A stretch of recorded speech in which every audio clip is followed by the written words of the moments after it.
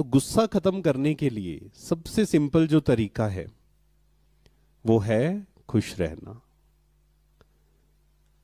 खुश रहना, पॉजिटिव रहना, मन को शांत रखना। मन को खुश रखेंगे, पॉजिटिव रखेंगे, ऑटोमेटिक गुस्सा हमारा खत्म होना शुरू हो जाएगा। इसको थोड़ा सा समझते हैं। ये I think change, oh yes. Iceberg, आपने सुना होगा ना आइसबर्ग के बारे में। तो आइसबर्ग क्या होता है? सुना होगा ना आइसबर्ग के बारे में। तो आइसबर्ग क्या होता है? लगभग 95% ज्यादा उसका पोर्शन नीचे रहता है, ऊपर सिर्फ थोड़ा सा दिखता है। ऐसे ही एंगर भी ऐसे ही है, बाहर दिख रहा है जो, वो तो सिर्फ थोड़ा सा दिख रहा है। उसका रीजन क्या है? अंदर स्ट्रेस, टेंशन, अनहैप्पीनेस, अकेलापन, फियर, ये सब इमोशंस अंदर जब भरे हुए होते हैं, दैट मीन्स जब हम बहुत दुखी हैं, परेशान हैं, अशांत हैं, तभी हम गुस्सा कर सकते हैं।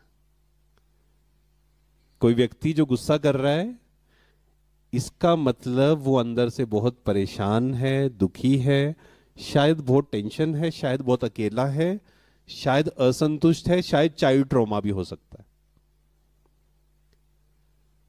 तो अगर मुझे गुस्से को खत्म करना है तो मुझे काफी सारी चीजों पे काम करना पड़ेगा। इंटरनल मुझे काम करना पड़ेगा, इंटरनल हीलिंग करनी पड़ेगी, इमोशनल हीलिंग। और जैसे कहा, इमोशनल हीलिंग का सबसे पावरफुल तरीका है राइटिंग। लिखिए क्या फील कर रहे हैं, क्योंकि हमारे अलग अलग इमोशंस हैं। एक है इमोशंस को सप्रेस करना, दूसरा है इमोशंस को एक्सप्रेस करना। दोनों में से कौन सा सही तरीका है? हमें गुस्से को या किसी भी प्रकार का इमोशन है उसको सप्रेस करना चाहिए या एक्सप्रेस करना चाहिए? एक्सप्रेस करना चाहिए। अच्छा, चलो आगे देखेंगे हम। गुस्से का नेचर तो हमें पता है, गुस्सा सबको आता है। किस किस को आता है? हाथ खड़ा करिए। बड़ा स्माइल करके बता रहे हैं कई तो। अच्छा, गुस्सा हमें आता है या कोई दिलाता है?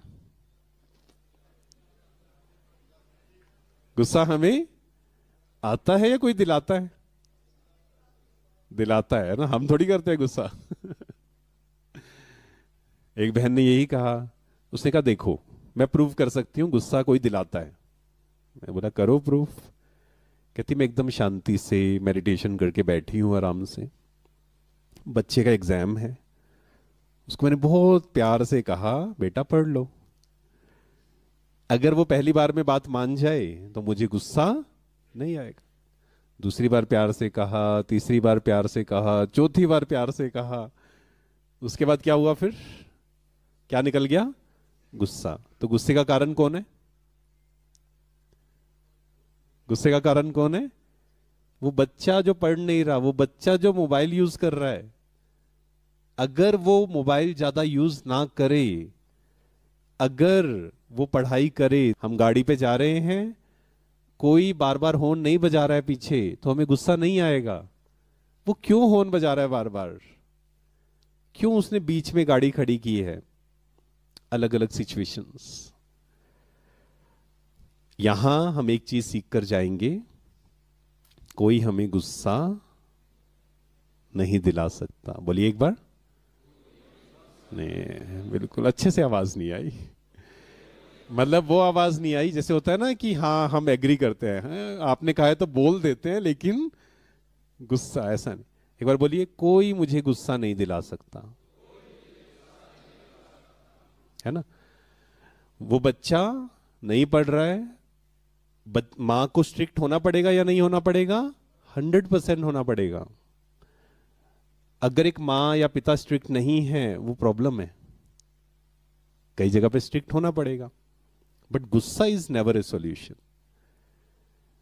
गुस्सा और स्ट्रिक्टनेस, गुस्सा और शक्ति, गुस्सा और स्ट्रिक्टनेस, दोनों में क्या डिफरेंस है? आप में से कोई बताएंगे? एंगर एंड स्ट्रिक्ट, दोनों में फर्क है या नहीं है? फर्क तो है। क्या फर्क है? हाँ बोलिए बोलिए। सॉरी, एंगर इज वीकनेस और स्ट्रिक्टनेस इज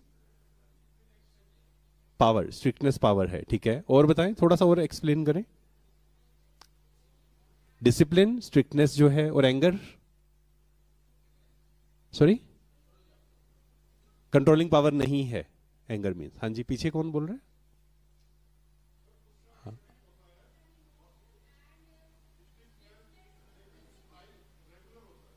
सॉरी, राइट। नहीं, गुस्सा भी तो किसी का संस्कार बन सकता है। हाँ, वो अलग बात है। जैसे सही, आपने सही बोला बिल्कुल। इसको अगर हम थोड़ा सा देखें, आप सबके आंसर सही हैं एक्चुअल में, पीछे भी जो बहन ने बोला। स्ट्रिक्टनेस को हम पॉजिटिव कह सकते हैं, एंगर इज नेगेटिव। या हम कहें एंगर का मतलब क्या है, आप कोई बात किसी को बोल रहे हैं बट आप अंदर से बुरा फील कर रहे हैं, your mind is not stable, है ना, माइंड स्टेबल नहीं है। हम गुस्सा आ रहा है, दैट मीन्स मेरा मन, मेरे शब्द मेरे कंट्रोल में नहीं है। बट स्ट्रिक्टनेस में आपका मन शांत है। कैसे मन शांत है? क्योंकि आपने अपने को समझाया कि ये जो बच्चा है इसके अपने संस्कार हैं,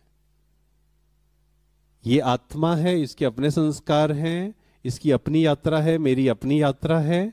मुझे इसकी यात्रा, इसके संस्कारों के कारण दुखी होने की जरूरत, मेरी एक रिस्पॉन्सिबिलिटी है कि मुझे इसको समझाना है। मैं बहुत प्यार से प्लस कई जगह शक्ति यूज करके इसको समझाना है, बाकी इसका भाग्य। इसको कहा जाता है साक्षी भाव। मतलब आपने अपनी रिस्पॉन्सिबिलिटी पूरी कर ली, लेकिन एक अंडरस्टैंडिंग होनी चाहिए। वो बच्चा तो है, लेकिन यहां का जो पहला लेसन है, वो बच्चा होने के साथ क्या है, एक आत्मा है और उसकी एक लंबी यात्रा है। आप अपनी यात्रा पे हैं, वो अपनी यात्रा पे है। किसी को भी अधिकार नहीं है किसी को डांटने का। एक मां को भी अधिकार नहीं है एक्चुअल में डांटने का, मीन्स गुस्सा करके। हाँ, स्ट्रिक्ट क्यों होना है? क्योंकि आपकी एक रिस्पॉन्सिबिलिटी है, स्ट्रिक्ट होना है। पर उसको बार बार नेगेटिव बोलना, बार बार परेशान होना, वो नहीं। ये कब कर पाएंगे?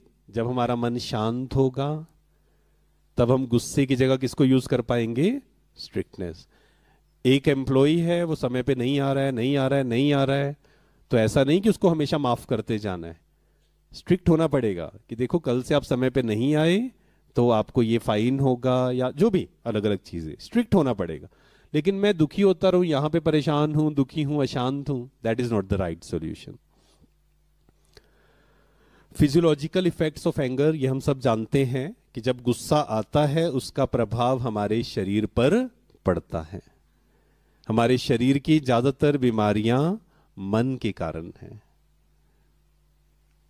है ना। आज जो कैंसर बहुत लोगों को हो रहा है या हार्ट अटैक्स हो रहे हैं यंग एज में, उसका लाइफस्टाइल तो है ही, लेकिन उसका मेन कारण है chronic stress. Chronic stress means continuous. एक बार हाथ लाइए सभी अपना आगे, और मोबाइल रखिए हाथ पे। मोबाइल या पेन, जो भी आपके, मोबाइल है तो मोबाइल रखिए, पेन है तो पेन रखिए। बिल्कुल सीधा करेंगे हाथ को। अब मान लीजिए हमें 1 मिनट के लिए ऐसे रखना है हाथ। Easy, difficult? इजी, ज्यादा मुश्किल नहीं है।